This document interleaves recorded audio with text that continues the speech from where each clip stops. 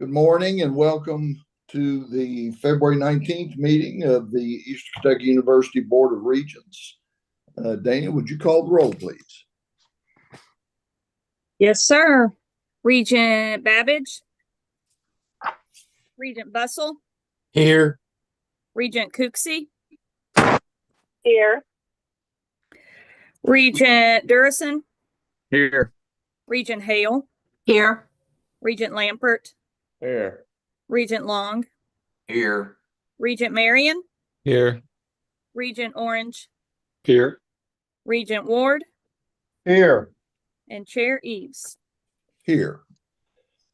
First item of business on our agenda today, and first I want to thank everybody for attending.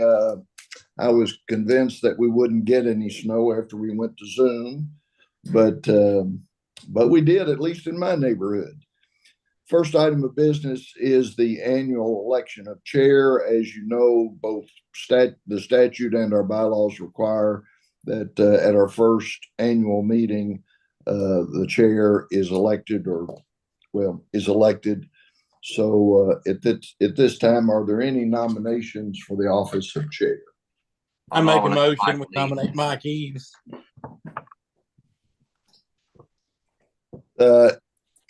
Are there other nominations? Is there a second to that nomination, I guess? Second. Okay, and are there other nominations? If not, all in favor, please say aye. Aye. And opposed? Well, I want to thank you for that. I assume there's no increase in salary. The informational items, the committee assignments, I think I have distributed to each of you updated committee assignments necessitated by our most recent three regents. You'll receive later today notice of committee meetings. I think Alan on his finance committee has set some dates. We have executive committee dates and audit committee. Teresa, I guess you'll get with us when it's appropriate to set those dates, and I'll distribute those at that time. But you'll get those this afternoon. University reports. Brian Mullins, financial update.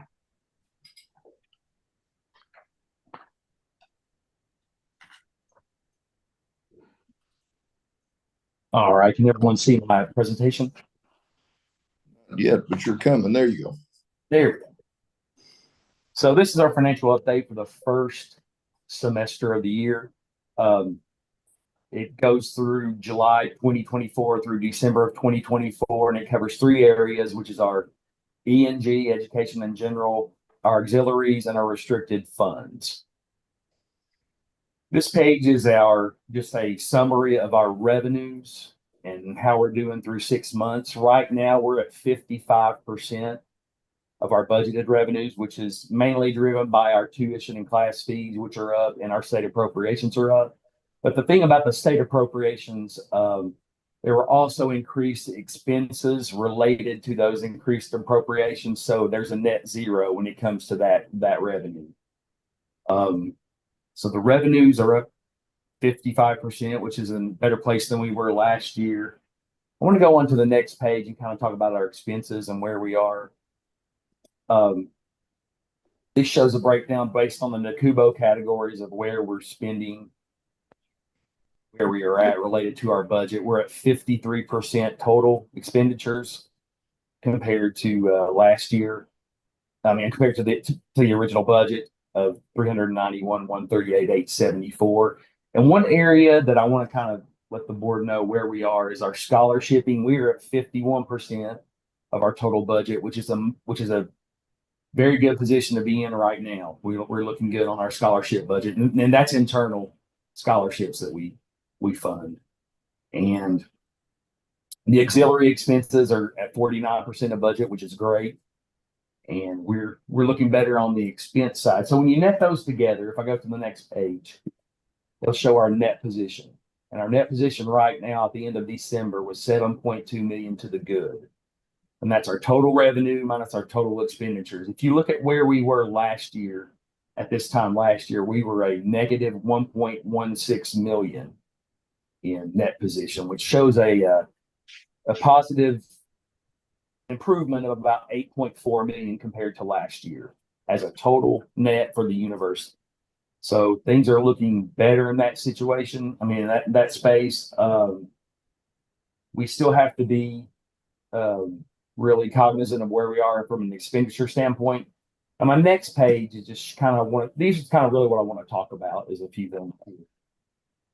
One of the positives is that we've already gotten some preliminary numbers on our spring tuition, and they are up as well. Very positive in that standpoint. Our auxiliaries are performing well as well, ahead of budget, having a strong year, especially our housing area. We're up about 1.4 million in revenues on our housing stock, which is an improvement from last year. Not that it was bad last year, but as our tuition numbers increase, you're going to have more housing revenue. So that's going in a positive direction. And some of the areas that we want to focus on is just kind of our departments continuing to stay within their budget or less than their budget. And we also want to ensure that we've requested all of our funds in a timely fashion, which will continue to improve our cash flow, grants, state appropriations, et cetera. We need to continue to request those in a timely fashion. And also one thing that we're really aware of is the kind of the economic climate right now, with the effects. And, we've got two major construction projects coming up in the model school and phase 3 of Alumni Coliseum, and finishing up some of the other things on campus. The federal, I guess the national economic climate could affect those costs, and we're well aware of that. And also some other things as far as from a political standpoint of how the Pell program, not that it's in jeopardy right now, but we get $35.8 million in Pell annually. And that's the federal program related to students, as well as the Stafford loan program. We're beneficiaries of that too. So those are things that we just have to be aware of and keep our head out of the sand and looking forward. Does anyone have any questions? Yeah, I do, because one thing that probably, I know we're trending higher in revenues, but our expenses compared to budgets, we've already spent 53% of our budget total on, a net number down here through the first 6 months. So that means we've only got 47% left to spend, and, instructions, actually, we've already used 55% of our budget. So those concern me a little bit. The fact that our expenses are trending above budget by a pretty good number when you consider that. I mean, 3% on our budget is a lot of dollars. Significant amount of that is the restricted funds. So those are grants and bond projects that we have, and asset preservation projects. But the instruction is up, and that's the one that is a little concerning. We have to keep an eye on that and make sure that our departments stay within their budgets. I mean, because instruction, that's our biggest expense, and we've already burnt 55% of our budget in the first 6 months. So, What does that instruction include, Brian? Is that how much of that is from faculty's point of view? How much of that is controllable? It's anything that's related to the actual delivery of the educational experience. So where you have salaries, fringe for faculty, staff related to instruction, that's what's in there. That's, a lot of that is personnel. So we have to keep an eye on it. And a lot of it is class overloads, et cetera. So there are some ways that we can minimize that, but we are up a little bit in instruction. And academic support and student services are the two other big ones up in the E&G. And Yeah. both of those are big numbers. I mean, when you take the total E&G budget, those three numbers are not quite 50% of our total E&G budget. So I guess one perspective I might share is that, year over year spending, we are trailing expenses on all of those. So they are performing, those expense lines are performing better this year than they were performing last year. And we also have a little less instructional load through the spring semester and into summer one than we have in the fall semester. Obviously, fall a little larger enrolled classes, a few more part-time faculty, and some flex in that space. But that's just a little historical perspective.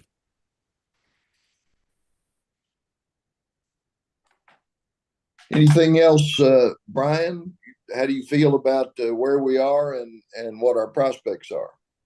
Cautiously optimistic, I guess is what I want to say. We have to stay on top of, our expenses. I think from a revenue standpoint, very positive, but we have to continue to control our expenses throughout the departments. And is your zero-based budgeting process, is that becoming more accepted on campus? I think so. I think staff and faculty have really been buying in across campus. It's a change, but I think they have been, and we're noticing some positives from that. Would you talk to us for just a minute? I know you have personally begun the budget process. Would you talk to us for just a minute about how we get from here to June, I guess, when we look at a budget? So we are finalizing our expected tuition and revenue numbers for next year, next week. We finally got most of everything in for spring, so we can have a good base to start on for our spring tuition. But then what we'll do is we'll give assumptions out across campus, and then we'll give departments their areas of their budget that they need to come back with and say, how are you going to spend this amount of money? Then at that point, we will have some meetings with the finance committee and then also bring it before the board in May. So it's a tight schedule. At what point I assume at some point department heads propose budgets for their departments? And that will go to the provost. And I guess that goes up through the deans and then the deans through so it goes up that way and then comes back down that way. Okay. Anything else? That's all I have pressing right now. Okay. Any other questions for Brian while we have him? Thank you, Brian. Dr. Blossom, student success and enrollment. Good morning. I will share my screen so you can see.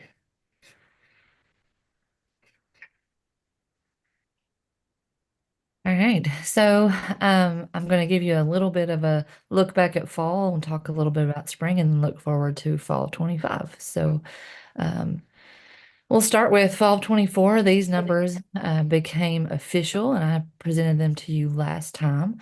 But since last time, we've also gotten the numbers for all the other institutions. And so I'm giving you here a look at all the comprehensives. These are the numbers of degree students. So this does not include dual credit. And so when you look at your degree seeking population, EKU is now the largest regional public institution in terms of enrollment.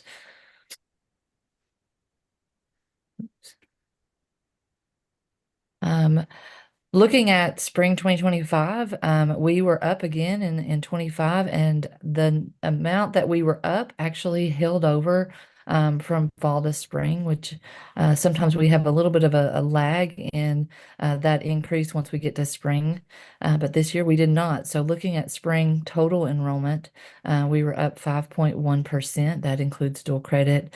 And undergrad enrollment was up 5.2%. Dual credit's only up 1.6%. We're being very strategic about how we grow that program, looking at pathways with partners instead of just doing general dual credit. And our graduate population is pretty stable at 2,216. Looking at comparing our traditional population to our online population, both are growing, which is exciting. The online area is growing at a faster rate, which is consistent with prior years and what we would expect. Our traditional enrollment is up 2.8% versus the online enrollment up at 10.5% at 4,400. We expect to be well over 4,500 once we start the second term of spring, and looking towards summer and fall, getting towards that 4,700 mark for fall of 2025. When you look at programs and where we are, where we're changing, our undergrad, if you look at undergrad programs, we have 6 programs that are had significantly higher enrollments this year for the spring compared to last year. Those were social work, aviation, elementary ed, finance, nursing, and manufacturing engineering.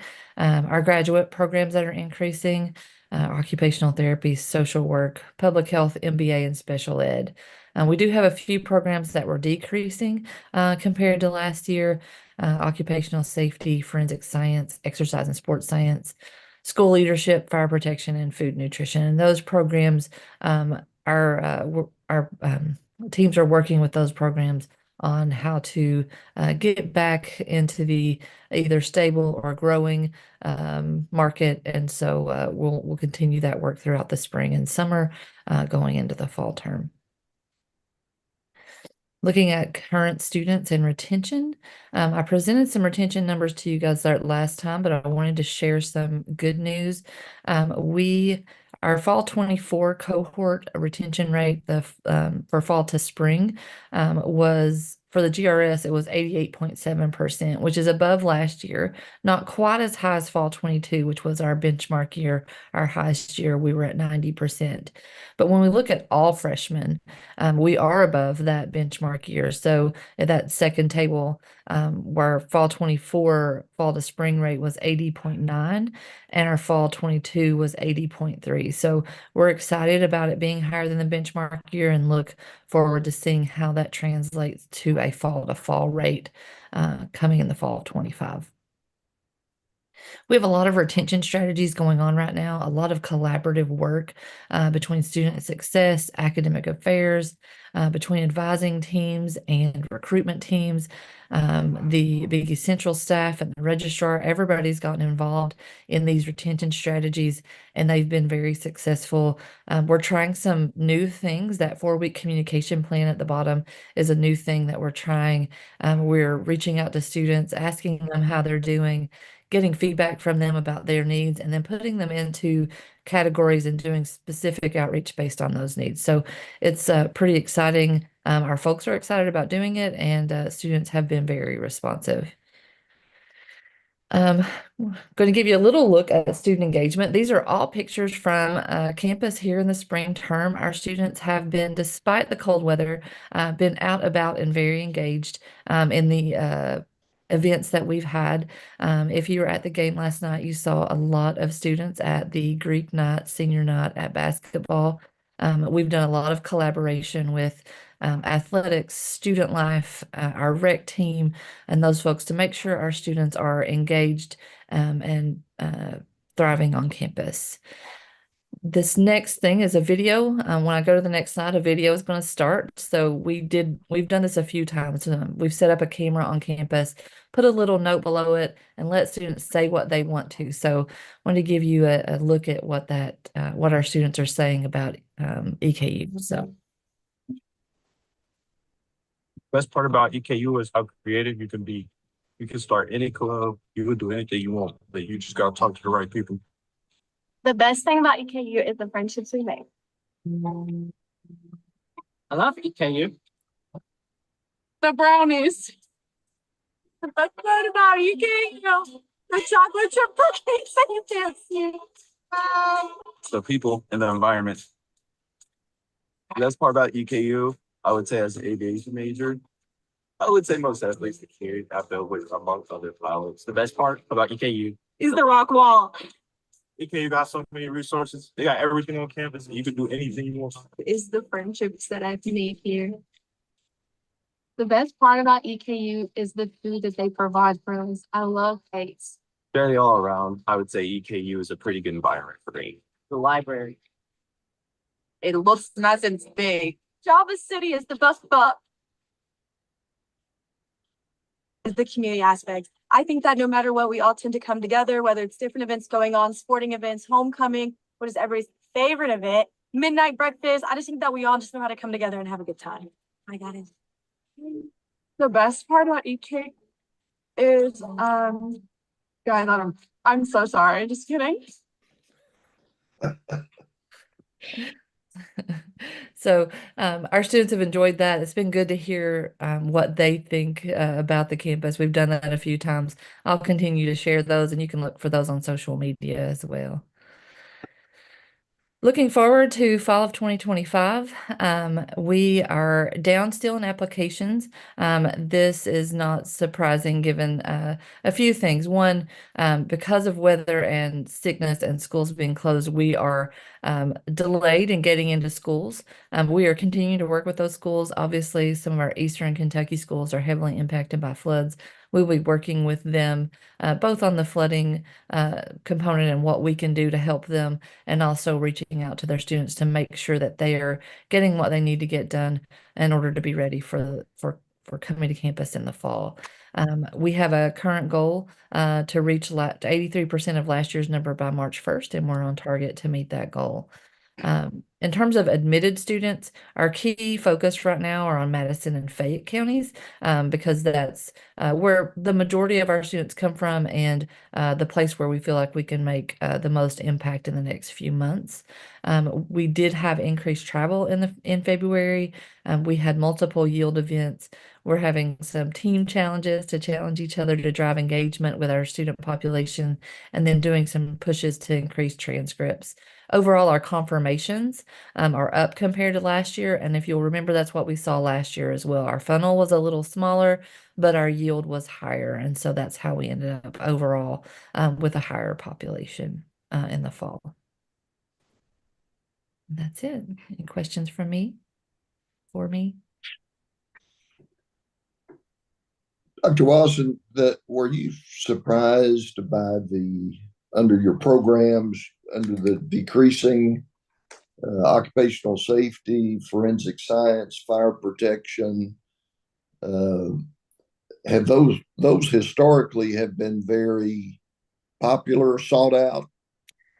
Some of them, yes. Some of them have been decreasing for a few years due to various reasons. Some of those are online programs that have greater market saturation, but also greater market competition. And so some of those have been decreasing for a few years. We're not that surprised by them, but we are focused on making sure we're doing everything we can to either get those students back on, or not students, those programs back on track, and either stable or growing. Do you know offhand which ones are not online? The exercise and sports science is not online, and food and nutrition is not online. And Okay, maybe that's fire protection. Yeah. and the only other question I'd have is on online learning. Is there a difference between in-state and out-of-state tuition? And I'm just curious if you have just some wild guess as to you'll guess, won't you? As to what percentage of our enrollment online is in-state and out-of-state? So there is not a tuition difference in state and out of state. And the last time I looked, it was about 60% were in state, but I can give you a firm number on that. No, I was just curious. I was curious, and does online, if there's just one tuition, is it closer to our in-state tuition than? Is it closer to our in-state tuition? The per credit hour cost is a little bit higher online. But yes, it's pretty close to our in-state tuition. Okay. Anything else for Dr. Watson? Mr. Chair, I had a few questions. Yes, sir. The one thing is great to see that we're actually, I think it was remarkable that head count wise, we're leading the state, among regional comprehensives. It's been a long time. I think the president spoke to the faculty. It's been decades since that's been the case. So that's remarkable that the students are choosing EKU for that. But with regards to FTEs or credit hour production, how are we doing on when I say FTEs, I'm talking about full-time equivalents, so that it helps us compare 3-hour versus 12-hour students. And I was just curious how we're doing on FTEs as an institution or credit hour production. Credit hour production is also up overall, and so FTE is also up. All right. And then one other population, and I know we've historically been KCTCS's #1 spot for transfers, and they continue to try to work with their students to provide transfer opportunities. And those students, Dr. Quarles says, KCTCS students are retained better at all the regional comprehensives than we might retain our own freshmen. So I was curious how we're doing with respect to transfer students from KCTCS or other institutions, maybe any state's KCTCS program. Sure. So overall, transfer students are pretty stable. That population hasn't seen significant growth, but has seen moderate growth over the last few years. In terms of KCTCS transfer, we have led the state in KCTS transfers for a long time, and we're still #2, I think, in terms of comprehensives who take KCTCS transfers. So we have a strong relationship there. Our admissions team is engaged at those campuses, and we have multiple MOAs with different KCTCS campuses for specific programs. And so we're continuing to strengthen pathways with KCTCS and look for better opportunities to make sure we're getting that population. Those students do, in fact, retain higher than most, and that's true for most institutions. Your transfer student population has higher retention than incoming freshmen, and that's because they've seen success already, typically at another institution. So that is true. Well, I appreciate it. I know with the job market, there's a lot of opportunities for high school students. There's a lot of opportunities for transfer students, and that they're choosing to go to EKU or choose to work with us and do both. That's a positive story. So thank you all very much. Mr. Chair, to give Dr. Watson a little assist, spring enrollment is 75% of our online learners are in-state residential students. I think that phenomenon for online learning is still, if you kind of draw a 3-hour map from where an institution is, that's the vast majority of even your online learners. It's still very regional in that respect. So, which is, to me at least, it's interesting and not necessarily what I would have expected.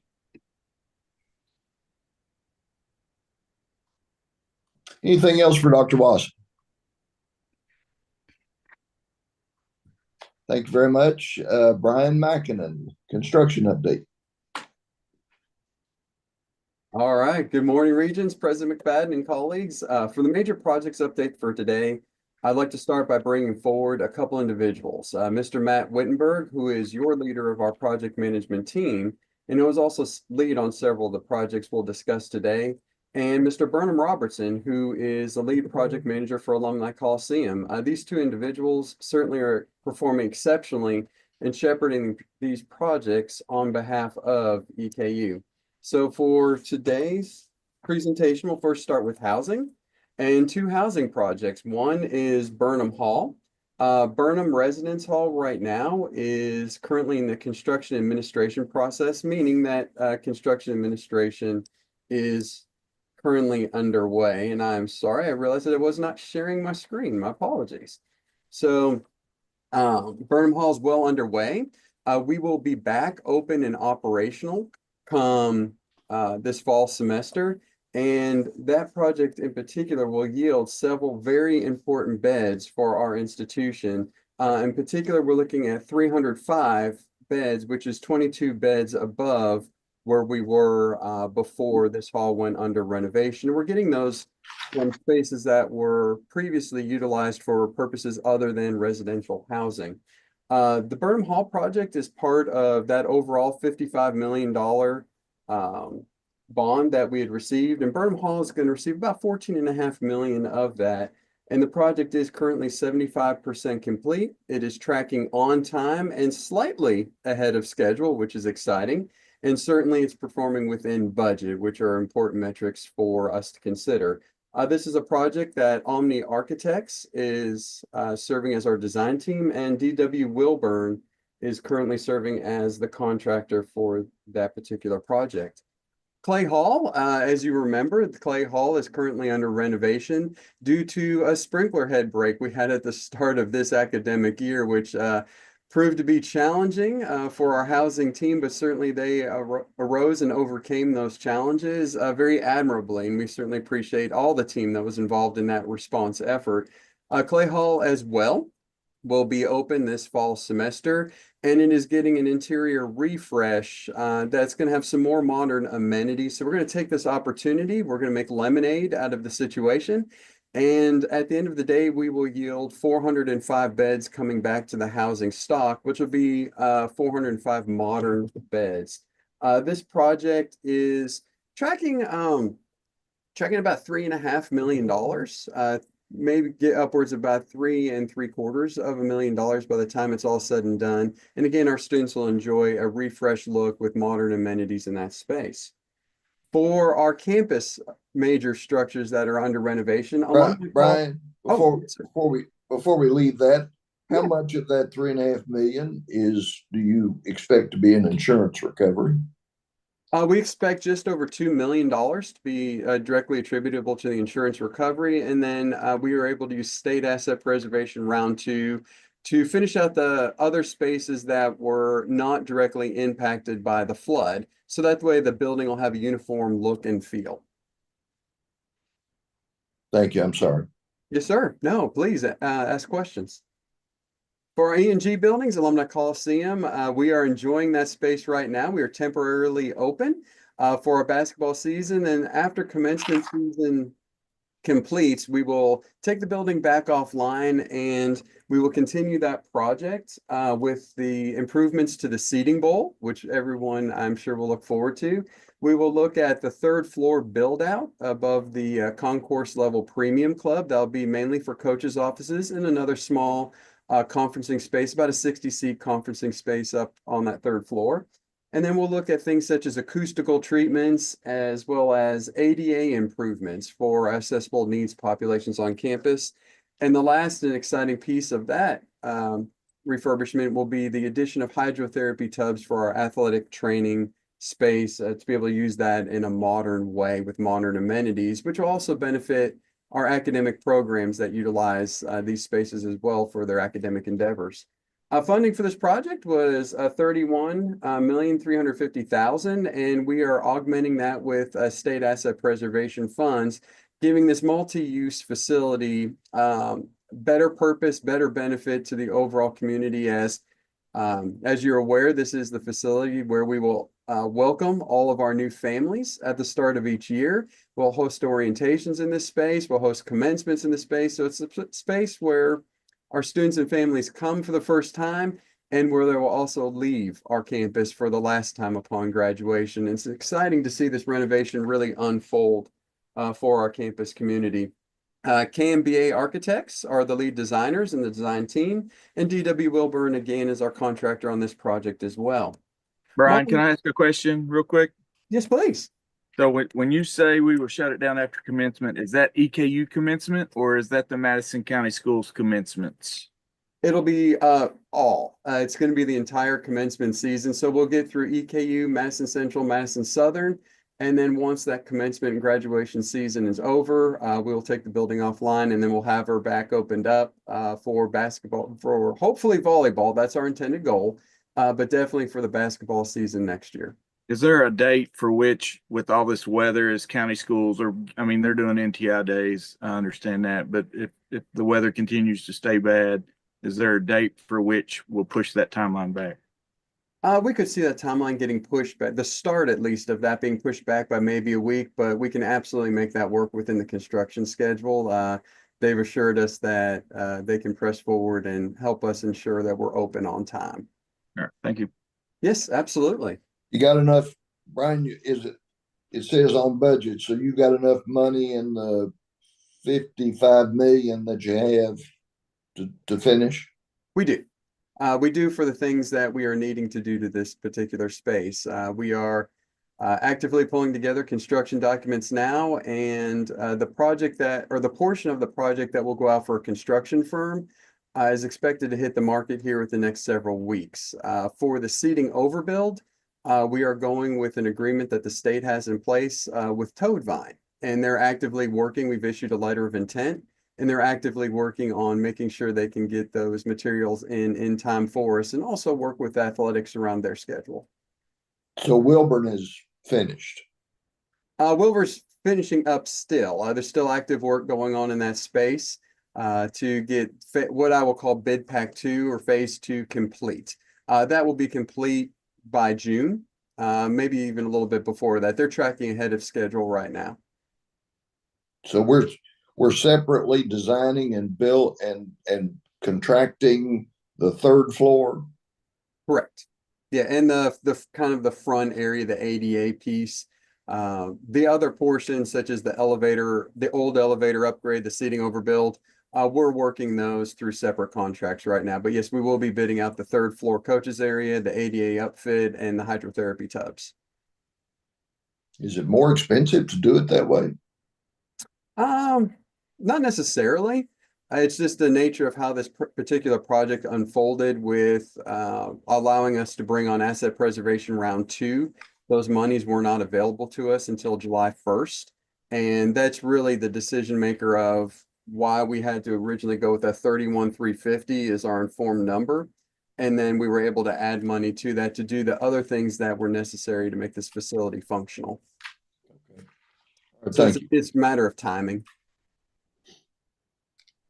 Does that help answer your question? It does. You did. Thank you. Yes, absolutely.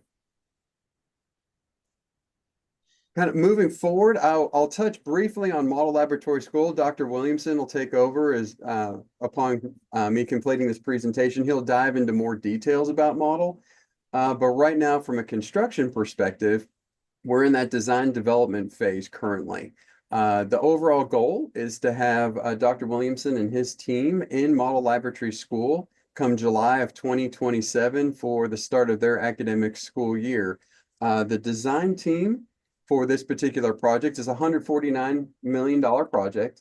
The design team is Ross Tarrant Architects with other consultants underneath to make this truly a model of how pre-K through 12 schools should operate. And we will soon have this project out to bid and hopefully shovels turning soil within a few months. And Dr. Williamson will touch more on that in a few moments. The next two projects are very exciting for us. Dr. Tim Ross is our lead stakeholder and constituent from the university on these. The first is the flight school, and I'll show you a quick overview of what the interior of that structure will look like here in just a moment. But we are almost complete now with design development. You'll see on the slide, originally we were at August of 24. With aviation style projects, the FAA is involved, and we had to make sure we went through those appropriate channels. So right now we're tracking behind the schedule we wanted, but that is very quickly getting back on track, and we should have design documents done here within the month. And then we will start on getting construction documents developed so we can get that project out to bid. For the flight school, that's going to be a $25 million project. And it's going to yield just over 26,000 square feet of usable academic and flight specific purposes when that building is complete. So the next two slides I'm going to show you are what the floor outlays will look like. If you can see the design, that Branstetter Carroll is our lead designer on this project, and they've designed this in a wing-shaped facility. And you will see on the first floor, there is a lot going on in this floor plan, but it's designed to be quick, short uses where those flight instructors and those students can get together quickly. They can go over their daily operations and their flight plans, and they can get out where it matters. And that's in the aircraft, out in the field, making sure they're getting those flight hours in. We will enjoy some classroom space down there, though the majority of classes will still be taking place here on the Richmond campus. And then you'll see on the second floor, we have a couple classrooms, some more meeting rooms, and some general offices that are taking place, but definitely spaces where students can come. They can do their debriefs, they can get their flight plans ready. And we'll also have some simulators that will be located down at the airport to, again, kind of capitalize on where the students are at and meeting them where they are to ensure that they are academically successful and that we're getting them through program completion as quickly as possible while utilizing modern amenities and modern facilities. The terminal building, we will help and facilitate this project because we believe that combining these two projects will yield an overall benefit to the university and making sure that we have efficient use of the dollars available. The terminal building is tracking right along with the flight school. Again, due to the FAA reviews and components, those processes just took some time, which is okay. We are in design development and we'll very quickly move to the construction development, construction document rather, phase of this particular project. And for the terminal building, that is a total of a $4.5 million project, of which EKU will be putting in $1 million as our match that we guaranteed. And $3.5 million are coming from federal funding that will funnel through the Central Kentucky Regional Airport Board. We're expecting this facility to yield about 7,200 usable square feet. And again, Dr. Ross is our lead stakeholder. Don't hold us 100% to this drawing, but this will be very close, if not spot on, to what the terminal building will look like from the outside. We're getting some elevation views designed right now for the flight school, and we'll certainly share those with you at the appropriate time so you can see what kind of an artist rendering of what that facility will look like as well. But we're very, very excited about the future development of the Central Kentucky Regional Airport and EKU's role in that future development. So with that being said, before I turn it over to Dr. Williamson, does anybody have any additional questions for me? If I could back up, and you may not know, Brian, what's the proposed seating, the intended seating capacity for Alumni Coliseum? And what is it, if you know, for the Arts Center, Performing Arts? Oh, sure, absolutely. Right now, again, this under Dr. McFadden's leadership, we are looking to yield right at 5,000 usable seats in the bowl or the main arena of Alumni Coliseum. And we'll gain about an additional the ability to hold about 1,700 individuals on the floor in addition to that 5,000.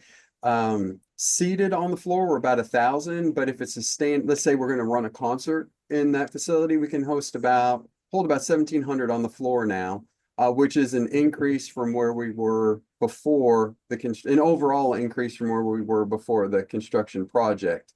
The seating capacity for the bowl will be slightly down, and that's because we're adding more chair back seating, which is kind of the modern expectation of that facility, which does take that seat count down as we move from a bench seat to a chair back. That has to be adjusted accordingly.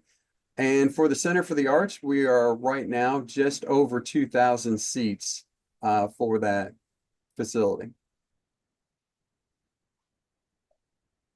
The 5,000 number is important because that does, when we look at a total available of 6,000, that does give the Center for the Performing Arts team the option to bring in a different level of artists into that facility because we can sell more seats, and it's just that next level attraction that we can bring in.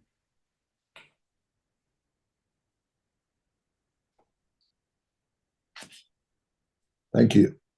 Absolutely. Any other questions? Well, thank you very much for your time. Appreciate it. Dr. Williamson. Thank you, Chairman Eves. I need to be able to share this on, I've sent a request over for that. Good to go. Well, I'm very excited to be able to share with you the work that the model team has been doing with other leaders and stakeholders on campus to design a world-class P through 12 plus campus facility.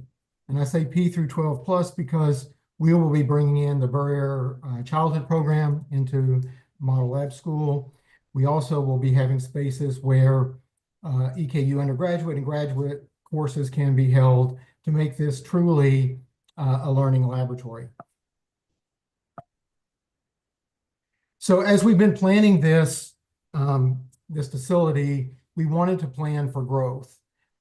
Currently at Model, we have about 715 students. If we add in the Burrier students, that's another 60 students or so. We've been thinking about growing and expanding our capacity. So we're designing this facility for 1,100 students. That's the equivalent of 3 sections or classes per grade level, whereas now we have 2 classes per grade level. It allows us to keep the model family feel of the campus, but also provide enough opportunity for expanded programming and more opportunity for families to send their students to Model. It will also have is being designed to have an immersive and intentional spaces for clinical experiences for EKU students. As President McFadden often says, and I'm sure he'll amplify this, Model doesn't exist for our P12 students. It really exists as a learning lab for university students. And that's the way that we've been conceiving this design to make sure that this space will serve EKU students in addition to the P12 students that we serve every day. We had 5 design principles that we were working toward. And the first was to design spaces that allow for deeper learning, constructivist pedagogies, meaning creating, performing, designing, engineering across all subject areas for early childhood through 12th grade students. And we think we've been able to do that. The second and very important design principle was to collaborate with the College of Ed and Applied Human Sciences to make sure that we had spaces that were unique and allowed for immersive clinical opportunities for pre-service educators. We feel that we've done a pretty good job at that. Another very important goal we had was to design a facility that was a model of best practice in safe school design. We've worked with a national consultant as well as the Kentucky Center for School Safety to design that facility. And we believe that we have designed the space in such a way that it will be extremely safe with the appropriate technology. It sort of should go without saying that there's no building that can be completely safe with technology. It really takes how humans interact with that building. And so we've designed it in a way that will facilitate how humans interact with the spaces to keep spaces and technology to keep students and staff safe. We also wanted to make sure that we had space in our building to take out what we've learned through our research to share with other educators across the Commonwealth about best practices in teaching and learning and assessment. And so we have built spaces into that facility to allow for professional learning for outside groups, as well as considered how can this space be used by outside groups in the community, as well as other groups on campus to create business cases for entrepreneurial activities for the university. And we've done that as well. And then very pragmatically, and probably to something that everybody who lives in Richmond will be happy about, we wanted to address the current traffic flow problems that exist with drop-off and pickup. And we have been able to do that as well. So all those were our 5 design principles. We've been working towards those and made very good progress at achieving them. Our facility will house our pre-K students, our elementary, kindergarten through sixth grade students, our seventh through 12th grade students. There will be athletic facilities, including a gym and a practice gym, as well as athletic training and fitness center, soccer fields, an auditorium, space for our performing and visual arts, cafeterias for elementary and secondary students, a library, lots of STEM spaces for students to engineer and design and practice media arts, as well as other sciences. So, 4 state-of-the-art science classrooms. There will be space for central administration, spaces for professional development, and then classrooms and offices for some of the faculty in the College of Education and Applied Human Sciences. In terms of space, we have worked with the university and determined that the best location for this facility is in the area near Stratton, the Stratton building off Lancaster. So if you can note from this aerial shot, Lancaster is on the west side of the drawing, and Kit Carson would be on the north. So you're looking at the school being constructed in what is currently the driving range on that parking lot, with the athletic fields south of that, in what is no sort of field spaces now with a lot of dead trees. But those will be cleared out, and we'll have 2 soccer fields in there plus parking.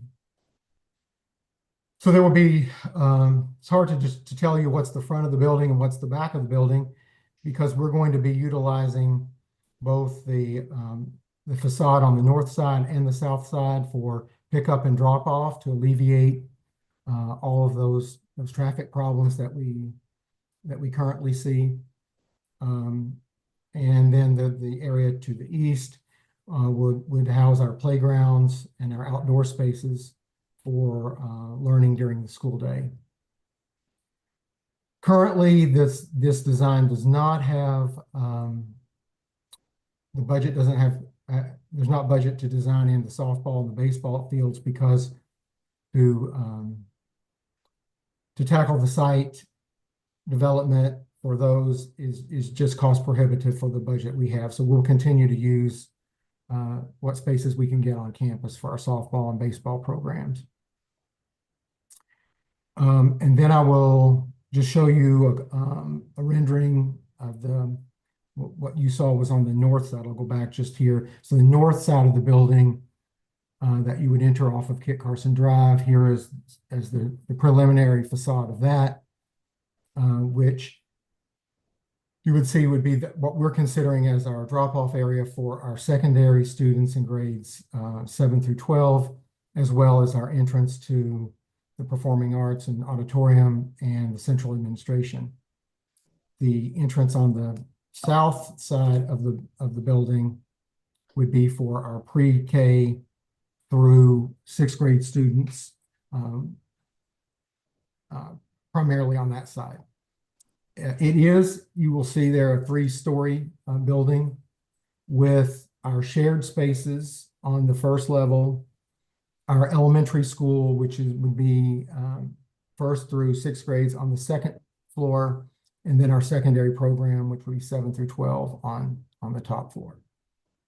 So we are very, very close to having a full schematic design, and as you saw from Brian's timeline, very excited to kick this program off and get some shovels in the ground and dirt turned, and we believe that will happen in late spring.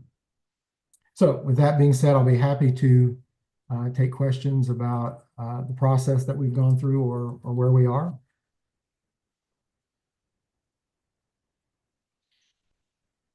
Is there, I know there have been significant price increases over the last, I guess, I'm looking at your timeline, 2-year design. Any fear about continued price increases? I guess it looks like maybe bidding sometime this summer. That'd be fair. Mr. Chairman, I think it would be impossible to say what will happen in the future. We had heard that for a while, some of the construction prices had stabilized. But with the tariffs that may or may not be happening in the next couple months, it's hard to know what will happen with the cost of steel. So there's always a little fear of what we'll be able to do. We have been a little, somewhat thoughtful about that and identified areas that could be considered either add alternates or taken off the project if if those costs come in more than what we've budgeted per square foot. So we do have a plan B if that. That was sort of my question. Yeah. Do you, and I like the lake in the back. Any concern that that's a safety problem?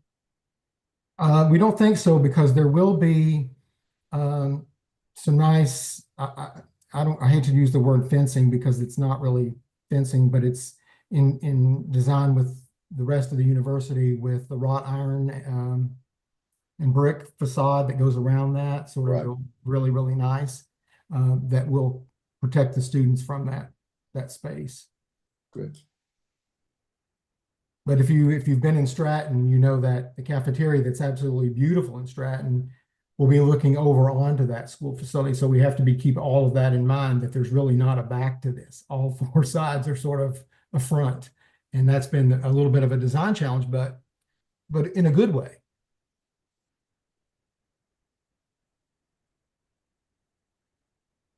Any questions about model?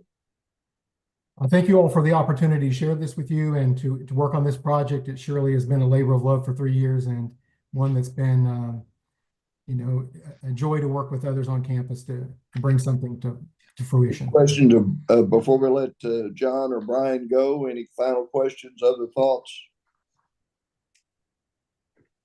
Thank you.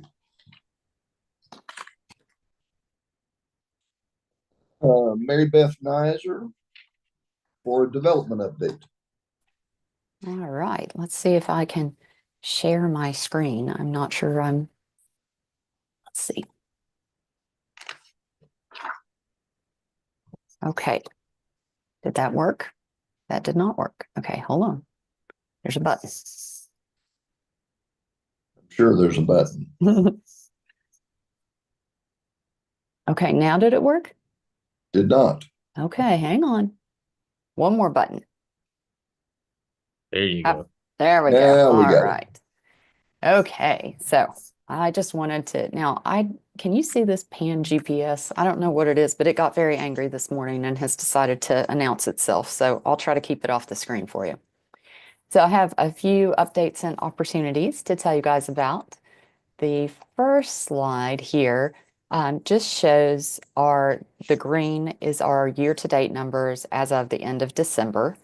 The yellow and blue are the 2 previous fiscal year-end numbers. So those are June 30 numbers. Hey, Mary So Beth, you mind to Yep. hit the swap display button up there so that it's full screen for everybody? Yeah, is it not? I'm sorry. There we go. There you Better? go. Yep. Now I went back a slide. Hold on one more time. Go back where we were. There we go. Is that better? Okay. So the green numbers are year to date as of the end of December. So right at the end of the calendar year numbers. And the yellow and blue are the end of the 2 previous fiscal years.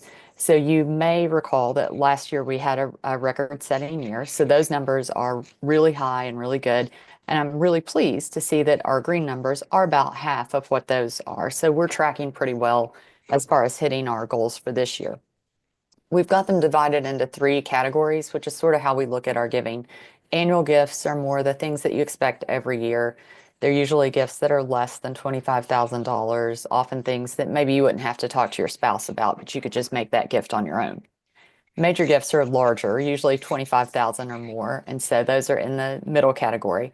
And planned gifts are gifts that we receive when the donor no longer needs them. So those are usually in a will or a bequest form. So that's how we look at the different kinds of gifts, and that's how those are divided. Now, this next slide shows you December 31st of last year in the yellow, to December 31st of this year in the green. So that's a more apples to apples comparison. We're doing really well there. We are down a little bit in number of gifts and a tiny bit in dollars, but we're not really concerned about those because depending on when the weekend falls, it could just be that some gifts didn't get keyed until the 1st, whereas last year they were keyed on the 30th. It's not a big enough number to really get me worried. So that part's pretty good. We are tracking really well as far as major gifts. More cash in the door than we had before, more pledges. So that's really good.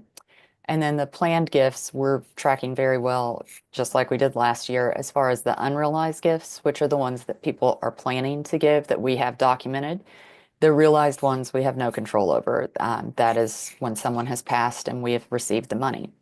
Now, I don't have any firm data to prove this, but anecdotally, I have heard that if you are concerned about living a long life, a sure way to guarantee your life expansion is to remember EKU in your estate plans. So if any of you are concerned about longevity, I'd be happy to help you with that. If you would like to document something, we can put you in there.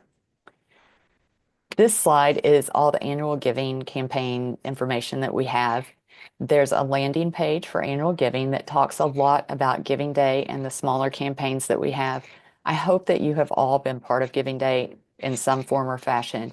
This is my 4th institution to experience a Giving Day, and I have to tell you, it is far and away better than any I've ever seen. It's very well organized. There's so much excitement and participation. So if you haven't experienced it before, make plans to be on campus April 23rd and be part of the action. I'll see what I can do about getting some brownies and cookies in the command center since those are the students' favorites and maybe some of you would enjoy them as well. But you can go online and sign up as a Giving Day ambassador. We provide things that you can post on your social media, text you could send out to friends to try to help others encourage gifts. So that's a way you can help.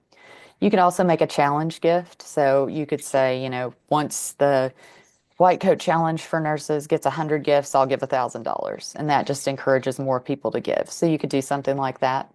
We're also going to have trivia night at Dreaming Creek Brewery. It starts at 7 o'clock. So if you want to create a trivia team, please do that. It'll be a lot of fun. We did it for the first time last year, and Dreaming Creek was surprised at how many teams we had show up. We ended up taking over the inside and outside of the brewery, and it was a whole lot of fun to see trivia in action. And we'll have a command center where all the action is happening. We'll have a map up that we're trying to turn maroon. We turn every state when we get a gift from there. We'll have all our challenges listed. We have deans coming in, students, foundation board members are coming, and I hope some of you will come too. It's a lot of fun. It's a great day. So try to make plans for that. And the last thing I wanted to mention was our philanthropy report. It's going out now, so some of you may have gotten it. Some of you might get it this week. It's in process.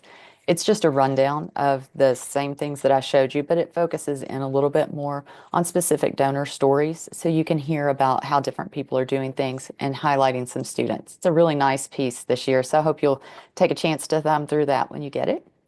The last thing I have is a video that is a promo for Giving Day. I'm going to hope that this works when I flip it over here to play it, but let's give it a try. Colleen's folks did a great job on this for us.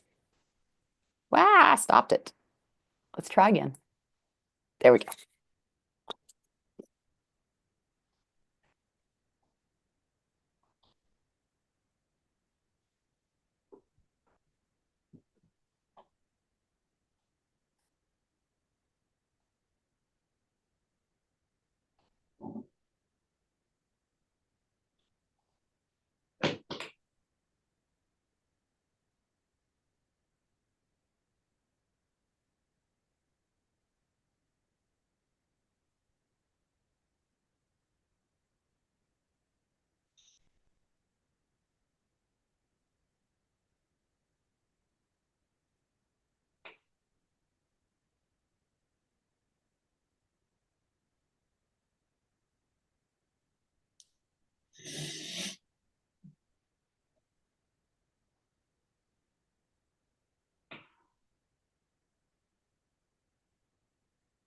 Oh no.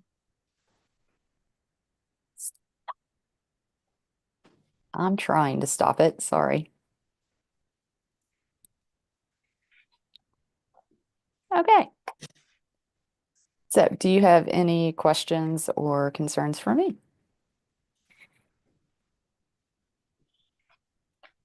Any questions, comments? Thank you, Mary Beth. Thank you. Do we need a break? We good? Everybody good? I see Alan's mouth moving, but no sound. Let's take a break. Break. We'll be back and give me a time to get coffee. We'll be back in 10 minutes.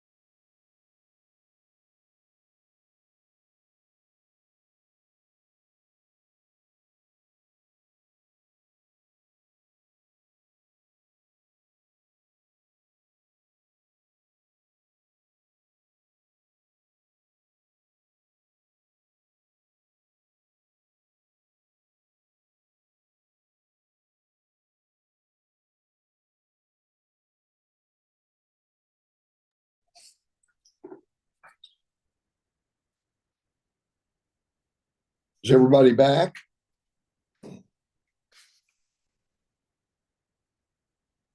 Yeah, hey, Mike, I'm here. Good to see you. Good to see you. Righto. How's the Right. weather in the metropolis? Oh, we're doing fine. I mean, the roads aren't great, but I got down here and just took my time. So, just battling through winter. It's giving us a chance to tell all these young people about the blizzards of 77 and 78, right? They start complaining about the weather. I talk about me standing on the frozen Ohio River in Cincinnati. I was right there. I know, see, so we can tell some old time stories. Nobody believes it.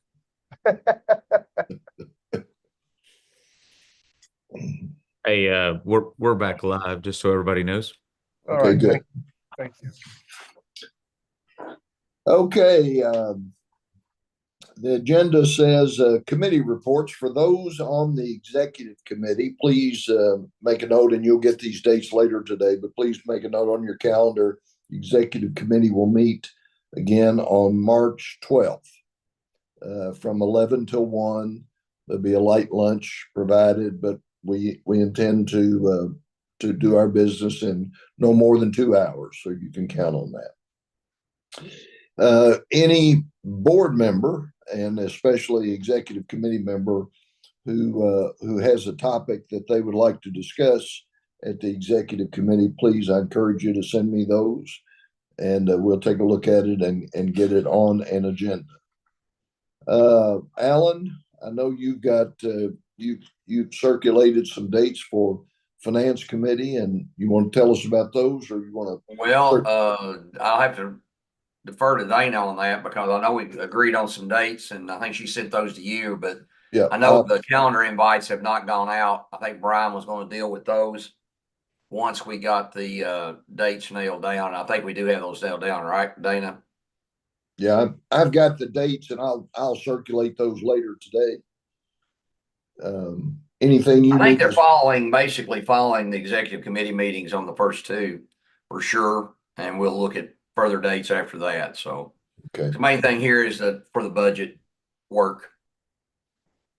Okay, and then Teresa, for the audit committee, I assume you need to get with the audit staff and determine the dates of those meetings, and you'll let us know so that everybody can get those dates on their calendar. Yes, I will. And Teresa, you probably really need to meet with me too because of internal audit and other things that most people are not aware of with regard to the audit committee. So I will do that. Thank you. One of the things that Teresa for the audit committee and Alan for the finance committee are going to discuss sometime over the next few months is whether or not it's desirable to combine audit and finance, or whether or not there's a reason to keep those separate. They're going to talk about those. They will then discuss that with their committees and come back either to the executive committee or the board with their recommendation. That would take a change in the bylaws, but that's not a problem. So just if you would take a look at that with your committees and let us know what you think. I know Dana's doing some research for me on that with regard to what other institutions are doing with that, because I was actually on the board when we separated the two committees back in 14 or 15. I can't remember the exact date on those. I just know that was early on when we separated those two committees, and there was reasons for that, but those reasons may have changed at this point in time. But Dana's doing some research about what other institutions are doing or have been doing for us on that. Okay, thank you, Alan. Written reports. We have a report from Dr. Ziegler.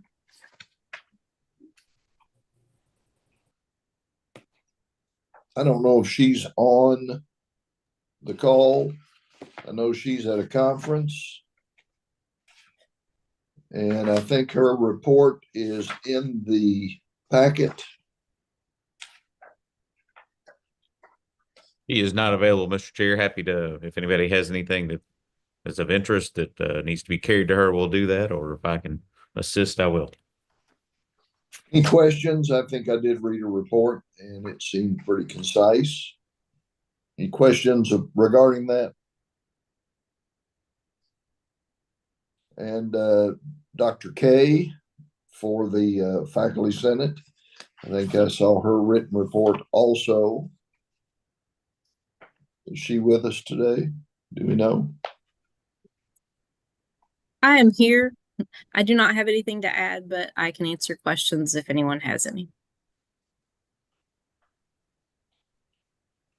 It's a very impressive background, by the way. I like the libraries. Any questions for Dr. K?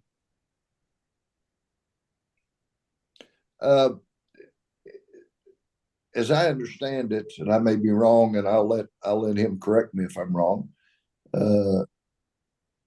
Jason's term as the faculty regent, is it nearing his term? Is that up this year? And is there a process? Is the faculty senate going through a process to elect his successor? Is he term limited? Yes, we have a committee. The Elections and University Nominations Committee is taking care of that process. And I'm not term limited, but I'm self-imposed term limited. So two has been sufficient. It's a good precedent that's been set by people before me. Any questions for Dr. K? Staff council, Dr. Scott. Mr. Chair, Dr. Scott can't join us today. The only, I guess, change to hers that she had spoken to me about would be they did move the retreat till this Tuesday due to a weather conflict a couple weeks ago. And also, I just want to say thank you to staff council for the PD day they put on this past January. It was a great day where we got to learn from one another. We had an external speaker / comedian, magician come in who did a really good job, and it was just a great day for everyone at EKU. So thank you. When did you learn to be a magician? It wasn't I can promise you that. Dr. McFadden. Well, good morning, everyone. I'll try to keep it brief, but it's hard to believe that we find ourselves now near a third of the way through the spring semester. Spring break's right around the corner, despite the snow on the ground. It will be here before we know it. It has been a really, really good start to the semester. Lots of activities going on campus, as Dr. Watson alluded to. Lots of student activity at athletic events and other events. So really excited to see that. And then, of course, our campus renovations and capital projects, many coming to a close and some getting ready to start. So lots of anticipation in that respect. I'd be remiss if I didn't start by saying that the region from which we take our namesake is suffering right now. And for those who have family and friends who have been affected by the recent flooding, just know that they're in our prayers. I've still got family in communities that have been affected. And so just know that we're really engaged in that space. Just so the board knows, we've got about 3,000 enrolled students today who are from the communities that have been directly impacted. And so we have been in direct communication with them since this weekend, offering services and support, making sure that we're being flexible to meet their needs as they try to kind of navigate this with perhaps loss of personal effects and hopefully not loss of life. But we are engaged in doing that work. We're also working with the high school counselors in the high schools to try to be supportive of their students who are not yet EKU Colonel. So trying to make sure that we're supporting them as well. And so we're engaged in that work. There'll be some opportunity for faculty, staff, board members, others to give and support a number of initiatives that'll be going on in the region. And please just kind of be on the lookout for that. Terry Gray and our team at the Manchester campus is really kind of running point on kind of being the conduit into the region for that support. But we've also got a number of experts on campus who are engaged in voluntary work and other work to help the region. I know Dr. Marion, you work with a lot of folks on drinking water and those types of things, and floods have a real impact on sanitary water, treatment and those types of things. So we'll be engaged in that way. I'll make a plug for our SAFE Fund. That's a great place to give so that we can directly support our students. SAFE was the #1 fund for support, and really has been since 2020 when we started it, or during the pandemic. And so if you want to support and you want to support our students, faculty, and staff, or those that we're supporting, the SAFE Fund's a great way to do that, and you can do it from the development website. Let me switch gears to the legislative process. We are on day 14 today. Today is the last day for House bills to be filed. This is the short session, so only a 30-day session, so nearly halfway done as of tomorrow. But we've still got a lot of work to do. I've got to say big kudos to Amy Scarborough on the work that she's doing. She's not with us here today, but she is in Frankfort and working there. She spent a lot of weather has kept her there, staying overnight several times throughout this session. We are excited to see additional individuals coming to the legislature. 19 new legislators this year, 2 of which are EKU alums. Senator Matt Nunn, who is in Scott County and represents kind of that north central district going up I-75. And then Scott Maiden, who is down in the Bell, Harlan, Knox area. And so welcoming 2 more EKU colonels to that body is always a helpful thing, and helps with the relationships and the work that we do up there. Our osteopathic bill is we have a bill filed in the House Bill 56, a bill filed in the Senate Bill 119. We see significant co-sponsors on both of those bills. It is our expectation that something really starts to break loose here over the next 5 to 7 days on a number of higher education bills. So now that the legislature's back, now that the bill filing is over, we expect to see some movement. So hopefully we'll be bringing some very direct updates to the board and to the campus about the status of our College of Osteopathic Medicine that we are pursuing here at Eastern Kentucky University.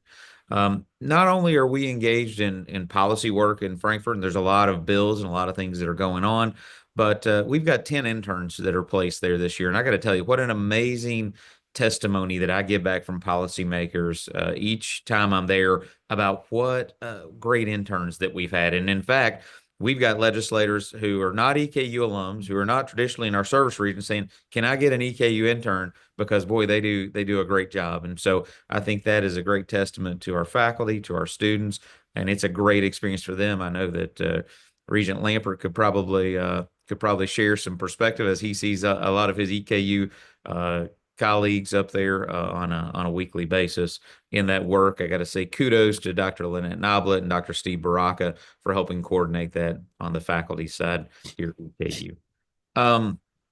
Some of you were able to join us over the last couple of weeks. We had a couple of big announcements with our partners in the health innovation space. Both Anthem and Humana have made significant contributions to our EKU mission in support of student scholarship and capital improvements and simulator spaces, and both really focusing on trying to support students to go out and make a difference in our local communities. And so as we see these natural disasters and these things that happen in our communities, what we know is our healthcare workers are on the front lines. And so they are really amazing heroes that do that work. And so I've got to say a great thanks to Humana and to Anthem for their continued support, the work that they're doing with us, and really the value that they see in what's going on. And to that point, I have to brag on our College of Health Sciences and especially our School of Nursing.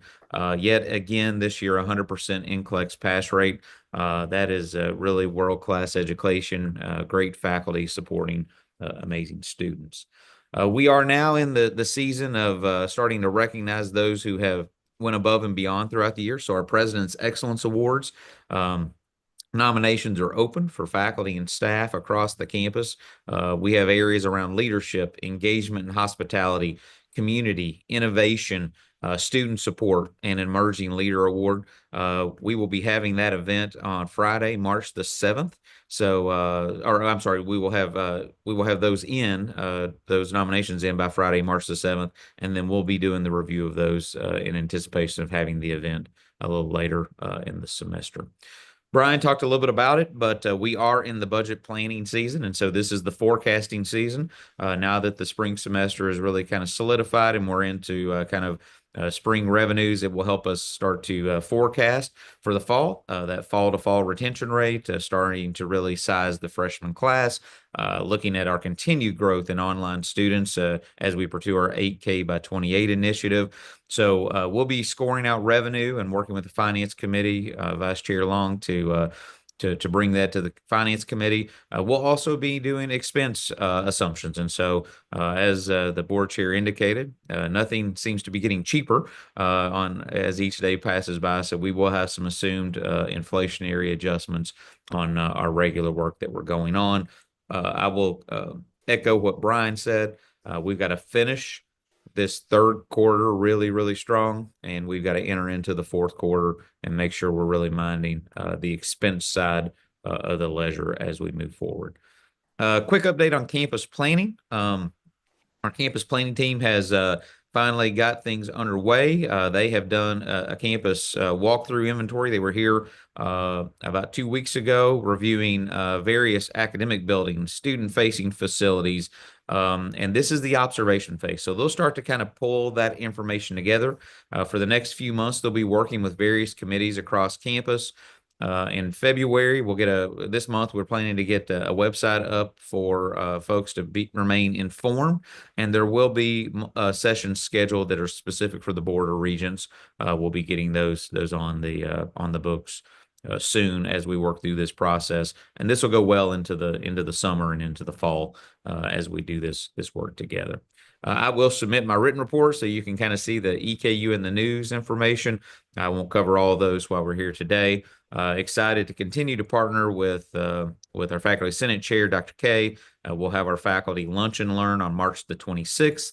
We continue to engage our campus community in really consequential conversations. April 23rd, Mary Beth talked about Giving Day.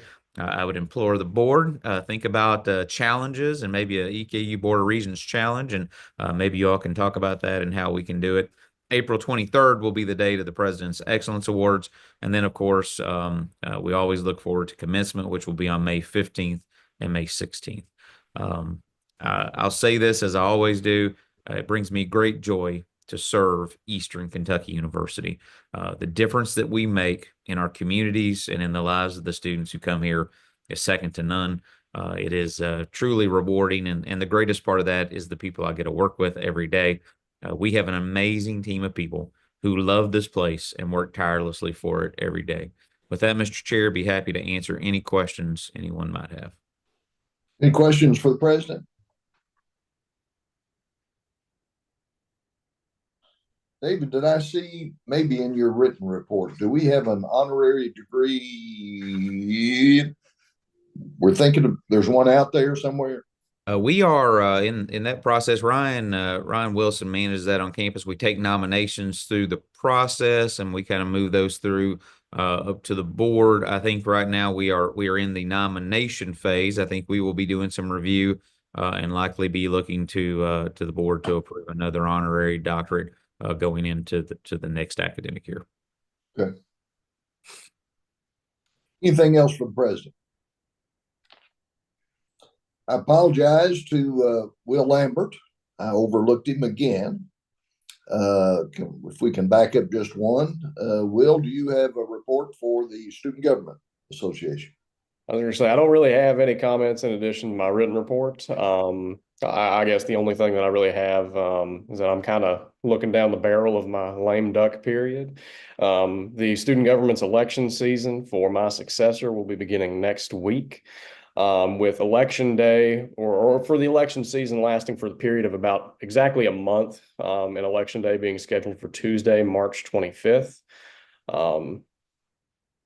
It's quite the existential feeling, but I'm going to keep on keeping on, and I'm happy to take any questions any of y'all might have for me. Any questions for Will? Mr. Chair, I'll take just a point of Will has been a tremendous student body president. He's worked with us hand in hand on a number of issues. So thankful to the Student Government Association for really looking at some policy issues and taking up resolutions in support of our DO school, taking strong positions on things like performance funding.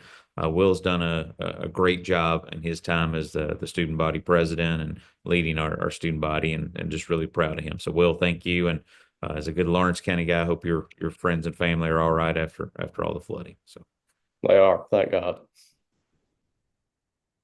Anything else? Thank you, Will. For my report, a couple of things. Thank you for my reelection, and I stress to all of you. I think I say it every year. Please feel free to tell me how I can do what I do better. Something I do that you think needs to be done a different way. Send me an email. Give me a call. Be glad to talk about it. It needs to work for the board, not just for me. I do want to say educational session for those of you who came yesterday, where we had an educational session on the DO school. And for my part, I thought it was excellent. Maybe the best of any that I had attended. It touched all the right bases and did it in a way that was both comprehensive and simple to understand. So I thank everybody who was involved in putting that together. Colonels at the Capitol, same thing. For those of you who were able to attend, it was very different this year. And again, in my view, much more effective, in my opinion. We actually got to go to legislators' office and have a discussion, as opposed to having them all come in and preach to us. So very well done. Amy Scarborough did a great job of that. Does a great job for us, I think, in representing our interest at the legislature. She was telling me last night that somebody complained that Eastern was always up here seeking new programs, and I think that's great. I think that's a great thing, and I think that's a testament to what we want, that we want Eastern to be all it can be. So I really think she does a great job, and want to congratulate her for what she does. As Jason's term ends, and as you may recall, he is the chair of the ad hoc committee on governance, which oversees our annual and annual evaluation of the president, which we're contractually, or which we're statutorily required to do. And also he and his committee oversee the board's self-evaluation, which is every 2 years. As Jason, and he's been a rock. I mean, he's done a great job in getting that together and pursuing it and getting it done timely. But as he moves away from he escapes, I guess, from his committee assignment, we will need somebody else to head that up. Since we changed our bylaws last year to reflect that those evaluations, which had been done on a calendar year basis going forward, will be done on an academic year basis, primarily because that's all of our reports. Everything we see is on an academic year, so it only makes sense to do those evaluations on the same year. So we will need a new committee chair. We have several members of the existing committee, and we can reformulate the committee as necessary now that we have new regents involved. So anybody who would like to head up that ad hoc committee, please let me know if you have an interest in pursuing it. We'll talk about it. I'll tell you what's involved, and we'll see who's interested in serving. Obviously, if I don't get a volunteer, I'll make an appointment of somebody. that is probably all the report that I have. There are lots of things going on. I don't know that I've ever seen so much activity on campus. My calendar stays full thanks to Ryan Wilson, and I guess all that's a good thing. So, any questions of me or comments? If not, on the consent agenda, Dana, would you like to talk about just briefly the two policy updates that are included in the consent agenda? Well, Mike, before Sure. we go that far, I know there was some corrections that need to be made on the minutes. Do we need to pull those, Dana, from the consent agenda? Considering we approve all this at one time with the consent agenda, I know there's some corrections on the minutes that you and I have talked about, and I think Mike and I have talked about also. I didn't know where those need to be pulled or what. We can pull the minutes out separate if you want to handle it that way for the ones you and I talked about. It'd be the Vice Chair. 1 and 2, I think, would be the one, Yes. 2 that we're talking about. Correct. Yeah. Correct. So we can address those separately from the consent agenda, and take those up. Regent Long had sent to me 2 corrections, immaterial to the substantive nature of the minutes for the full board meeting on November 14th. That involved how 2 presentations came forward to the board. And then if there were any other changes for the executive committee minutes, we can look at those as well. Well, with the exception of those 2, then Roman numerals 1 and 2, the minutes of the executive committee and board meeting will delay. We'll come back to those in just a minute. Okay. You want to talk to us about the naming policy, just the highlights? Yes, sir. What we're doing, and the other one was the president's evaluation policy. Yes, sir. So for the naming policy, policy 3.1.2, that's in your packet on page 108. That's a new policy for the institution. We've talked some time internally about setting some high-level guardrails, particularly for the development team, but really for the university community at large to understand what opportunities are available for naming. When we use the word naming, Mary Beth, we use that word to mean potential opportunities that development can use to elicit donors giving. A number of those opportunities need to be approved at the board level. And so the goal of this high-level policy was for the board to establish the guardrails under which it will approve naming. And then it requires the president and the development office to establish a regulation and some internal procedures and policies about how the rest of the institution's assets will undergo naming opportunities, and how those come about with university donors. So that is the naming policy. Certainly Mary Beth is here as well if there are any questions on that one.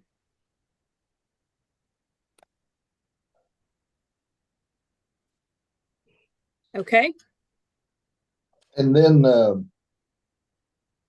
so I'm just looking forward. We're not doing the presidential evaluation. That's not on this list. You sent that out later, Dana. I did send that out later. So okay. I would like for that to be taken up. We held that from the packet because it was still being drafted. So we'll have to take that up in new business, Mr. Chair, but I'll go ahead and address it while we're speaking about it.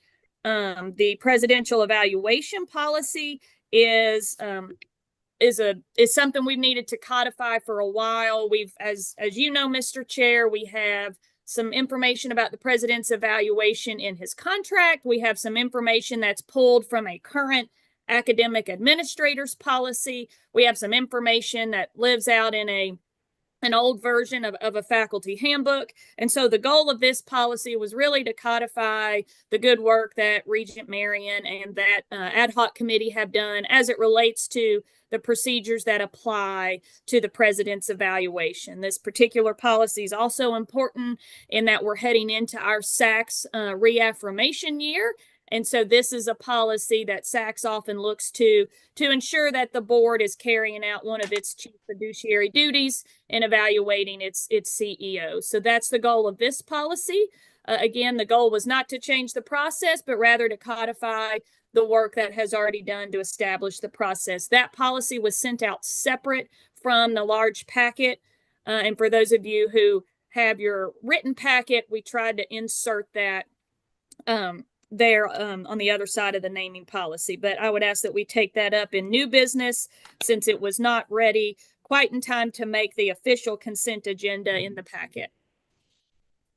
And if I can just follow up, just because you just discussed it for everybody else's benefit, am I accurate in saying that the new policy would pretty much mirror the process we just completed? That same mechanical, the method. Correct. If you would. Correct.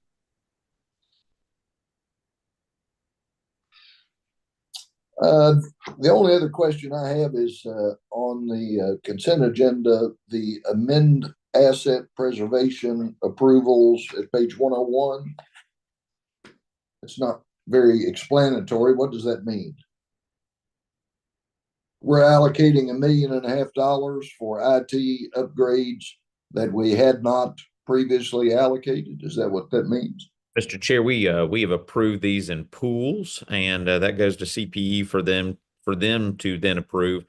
We felt like that we didn't have a pool that the board had approved for us to make IT investments that was explicit enough before we went for reimbursement. So we just want to make sure that all of our I's were dotted and T's were crossed on this end before we sent for reimbursement to CPE. So we just thought this is a clarifying adoption more than anything. It's not new money, just reallocation. It's just just explicit authorization. Okay. Anything else?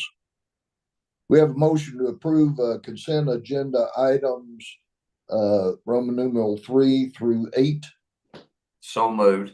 We have a second. Second. Motion made and seconded. All in favor, please say aye. Aye. Opposed? Dana, you want to come back to the minutes? A question, point of order, I guess. Executive committee has authority to act in the absence of the board. Do the executive committee minutes simply need to report, or do they have to be approved? We typically have, because the executive committee has not met with significant regularity, we've typically brought those minutes forward for approval to this body. If we want to hold the executive committee minutes to be approved by the executive committee, now that we have established that regular schedule of calendar meetings, we certainly can do that. Okay. Corrections to the minutes of the full board meeting of November 14th. That basically was, there was some carryover. I think we had a new person drafting the minutes when I spoke with Dana. And there's some corrections that she is working on that will need to be made there. She and I have discussed those. Is that a clerical kind of a corrections? They're more clerical than anything. That's actually more along what actually transpired than, it had stuff in there that David was bringing forth things. President McFadden was bringing forth things for approval that really that wasn't what he's doing. It sort of carried over from his report. The person drafting the minutes carried that over. It's what Dana and I concluded. That's an assumption. And we will make those. And if you want to approve them, Chair Eves, and with that someone review them, once they're corrected, whatever you think is appropriate there. Let me be specific to the changes. That way it's clear and the board is transparent about what the request was. On the regular board meeting minutes of November 14th, 2024, action items. So that's Roman numeral 5, paragraph A, approval of the audit report. The recommendation has been to simply strike the first sentence that President McFadden addressed the board and simply just say the motion was made to approve. Language has differed in various minutes you look at on how we have phrased that. So just to strike the first sentence. And then again on paragraph B, approval of model school tuition and fees, to simply strike the first sentence and then just say a motion was made and motion was approved on the model lab tuition and fees. So again, not a material change, but just to reflect the board's action and less about any discussion that occurred. Anything else, Alan? with That was respect it. to that? Okay. That was basically it, yes. So would you agree, Dana, that's just a clerical correction? Correct. With that, is there a motion to approve the minutes of the executive committee of October 31st and of the full board meeting of November 14th as amended? Motion. Second by Ward. Carl, seconded by Ashley. All in favor, say aye. Aye. Opposed? Motion made and approved. Executive session, I assume none. Just as a follow-up on our special meeting, any special meeting that occurred on January 16th, any subsequent activity, Dana, that we need to know about? No, sir. Okay. I will note we skipped action item B, approval of the resolution. Hell, I do that every time. I think it's part of your package. You see a resolution supporting EKU's proposal for the occupational medicine or osteopathic medical program. Anybody have any questions or comments concerning the resolution that's prepared? If not, do we have a motion to approve that resolution? Motion. Yeah. Second. All in favor, say aye. Aye. Aye. Opposed? Aye. Thank you very much. And new business, Dana, your evaluation policy. Yes, sir. Under the new business, I would like for the board to take up the policy was distributed separately, which is to approve the policy for the evaluation of the president. Has that been distributed? Has that been sent? Has everybody seen it? Yes. Okay. Anybody have She questions? emailed it to us, Mike, and actually put it in our packets that we got yesterday, for those that attended the meeting yesterday. Okay, good. Anybody have any questions concerning that?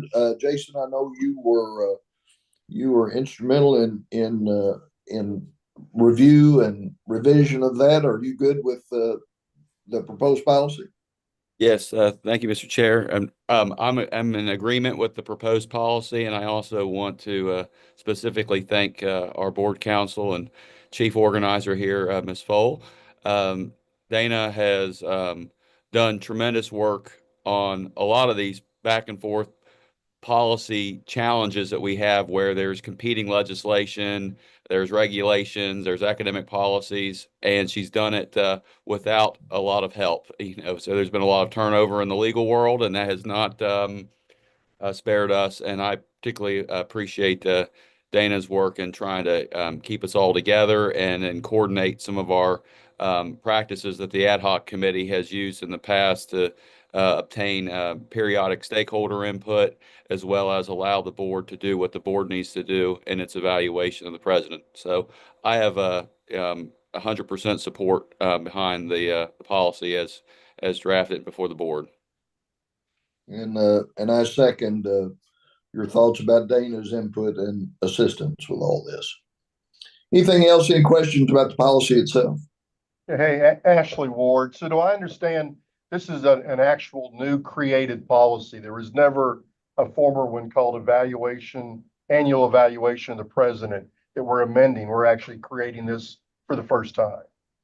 That is correct. And so I would ask, just for clarity's sake, that the motion also, because the board is creating a new policy, that the board then with this same motion reflect that my team should then strike the reference in the current academic administrators policy regarding the small portion that relates to the president's evaluation by the faculty.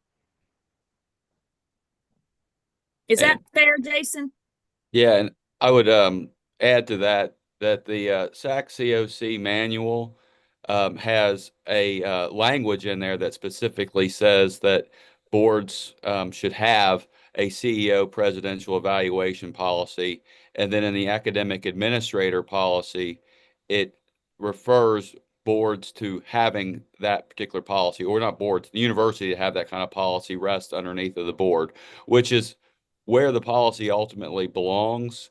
And we're not necessarily changing anything with respect to the opportunities for faculty, staff, and students to still have periodic input. We're just putting the policy much more squarely underneath of the board and doing what appears to be from SAC COC a best practice, treating the university president as in fact the CEO of the institution and not an academic administrator, even though he directly impacts academics.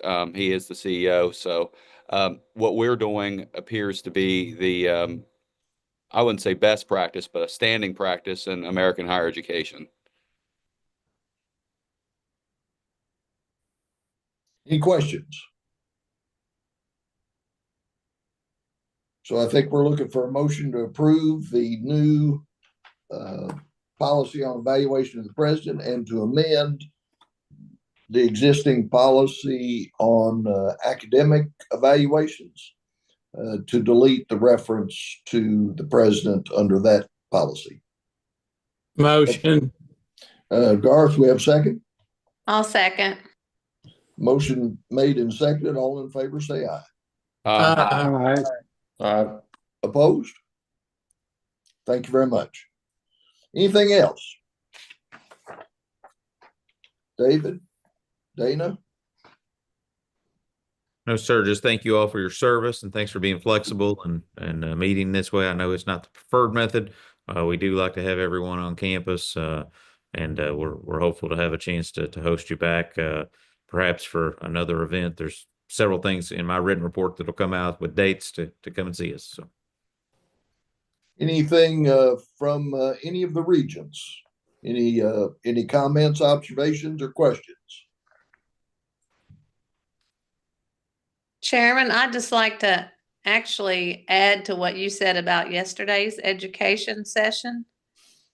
I don't have anything to compare it to as you know, I am new to this board, but I thoroughly appreciate how it was presented. Like you said, simplified but comprehensive. And I felt like I got a lot from that. So I just want to repeat what you said and let the rest of the people on here know that as well, that maybe didn't get to attend it.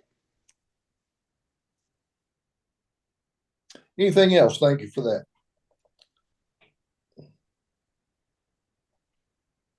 If not, do we have a motion to adjourn? A move. Second. Second. All in favor, say aye. Aye. Aye. Opposed? Thank you very much. Have a beautiful sunny day. We hope. See everybody. All right. See you. Bye. Thanks, Mike. See you. Thanks, Good, Mike. good to see you, Ash. Good to see you, Garth. See y'all.